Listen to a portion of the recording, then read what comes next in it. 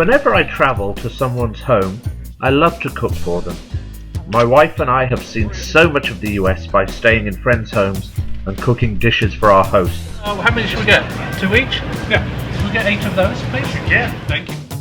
This time, I'm in Arizona, cooking for my friend and co-host of Fork You, Terry Simpson, in his kitchen. You're going to help me. Terry's going to do some work. Because I hear you have good knife skills. Well, yeah, I do. So, do you need your heart? Because I can take it up. Enough, so now we need to start cooking. Do some work. You need to get a knife board. Alright. Chicken Korma is again a Persian dish, and originally it was brought in, it was supposed to be a really rich dish, and it's done with almonds and cream and spices, and it was a dish that only the royals ate, and traditionally they would even serve it with gold leaf across the top, so it's a very rich dish. Now, so here's the thing that I know we don't agree on much, but here's something we do agree on. You're wrong sometimes. Yeah. No, occasionally, it's been known, but not very often. Here's something we absolutely agree on. If you're cooking any dish with chicken, to me, chicken thigh. So you can see here, all I'm doing is I'm just scraping these bones off. Just getting the soft tissue off. Just getting the soft tissue off, and you're left with that bone. Now that bone's full. Now again, let's talk about the science. When you make stock, that's full of gelatin, it's full of... There's a tremendous amount of flavor in there because that bone marrow has that savoriness, it has fat in it, it has a huge amount of flavor. Now, here's the other thing. Fat. I trim off a little bit of the excess fat, but I don't trim off too much of the fat because I actually want to have fat in this dish because it does add flavor. So here's the thing though, once you have boned out your chicken thigh, you get this beautiful piece of meat with a little bit of fat on there. Nice consistent size, which is important for cooking. So we're just going to cut this up into 1-inch chunks, and we're just going to pop it in there. And any little bits, because even though these are going to almost dissolve in the sauce, they're just going to add flavor to the sauce, so you don't waste anything.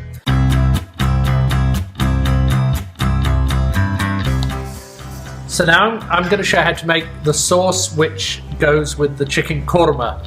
And it's a beautiful, rich, creamy sauce that has lots of almonds and spices. It's really delicious. It's very mild. Actually, this is a perfect dish to introduce to somebody who's never tried Indian food before and is worried about it being a little over spicy and hot. This is rich, tiny bit sweet, really delicious. So, what we've got here, and the basis of it, of all kormas, is going to be nuts. And I've got this wonderful nut flour here. I'm going to add a little bit more. So this is 2 cups of beautiful, really good almond flour here. You'll often sometimes also see almond meal. Almond meal will be a little bit more grainy, and that doesn't give as smooth a sauce, but it's actually still really delicious. So we've got 2 cups of almond flour. So now to the almond flour, I'm going to add 2 cups of heavy cream. Heavy Cream were actually one of my favourite progressive rock bands of the 1970s. We're actually going to blend this on a very low pulse, so we don't need to over worry about stirring it up. And then this is a very simple sauce. So all we've got here is a tablespoon each of salt, sugar, turmeric, and chili powder. Very, very, very simple. I'm just going to stir that around, add this in. And again, don't worry about mixing it up too much now because we're going to blend it very gently. So just get that incorporated, and now we're going to add some boiling water. So once we give this just a gentle mix to incorporate that spices, we're going to add the secret ingredient, which is just approximately a couple of cups of boiling water, and it must be boiling. That's very important. And the reason we want it boiling is that, and Terry, perhaps I could have you explain the science to this. So we've got almonds in there, ground almonds, which are very oily. So we're adding the boiling water, and as far as I can tell, the boiling water will really help release those oils from the almonds. It will, because it's going to separate them out. It's going to open the almond up, it's going to open up that matrix, it will allow the oils to come out, and then you'll get an emulsion. See, how many cooking shows do you know where you will have someone use the words matrix and emulsion? See, that's why he's here. He's certainly not here for his looks. I am. I'm here for the looks. Trust me, you're really not. So we're just going to let this sit for a while. And what's going to happen is all those oils are going to come out of those almonds. But before we do that, out of the matrix to form what I believe he called an emulsion without any embarrassment at all. So we're just going to go over to the blender and we're going to give this a quick whiz up. Just going to pulse this up a couple of times. That's all you need to do. You don't need to blend this. You're just going to pulse it up to make sure everything's incorporated, and we're just going to let that sit there for about 10 or 15 minutes, and all of those oils are going to come out of those almonds, and that's what's going to thicken this amazing sauce. And trust me, when you try it, it is incredible. So we're just going to let that sit there, and then we're going to get on with something else while we're waiting. Just going to make up a little ginger puree. So we're going to do the same. We're going to do some ginger, and then we're going to do a little paste of garlic, and then we're going to do a little paste of these rather nice green chilies, and those are going to be the building blocks of our Indian food tonight. So basically, if you take out all the seeds and all of this white inside of a chili, you're going to lose a lot of that fieriness, but you're still going to get that beautiful kind of savory flavour, which is what we're looking for.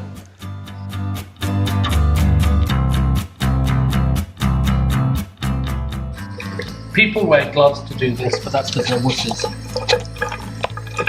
I always think after this as well, you should rub it on your eyes. It's better. And your testicles. I mean, you don't want to live forever, do you?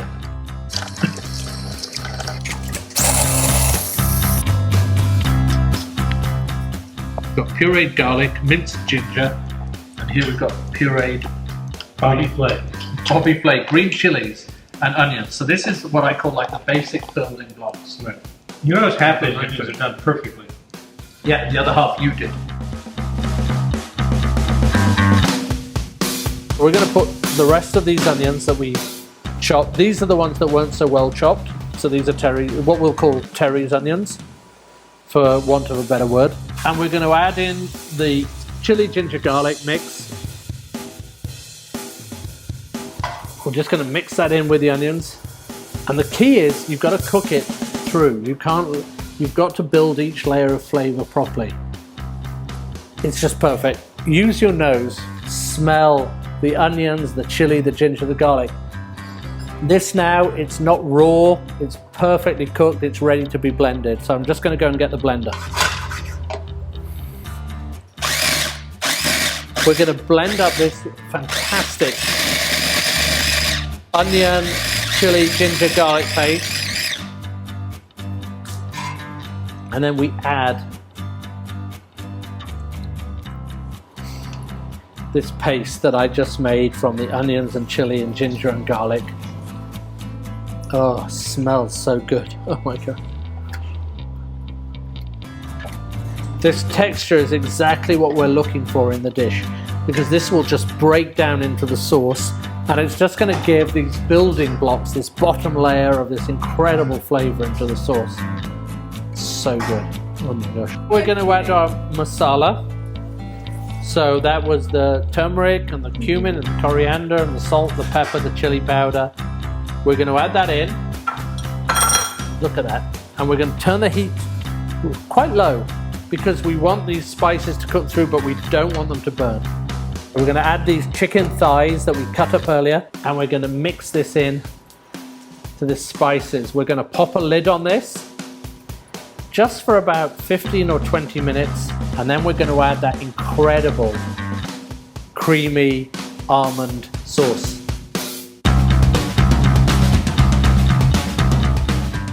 Now the sauce has cooked exactly where I want it to be. So it's still a gravy, as they love to say in India, but it's thickened with the almonds and the cream and the spices. And just look at that sauce coating the chicken.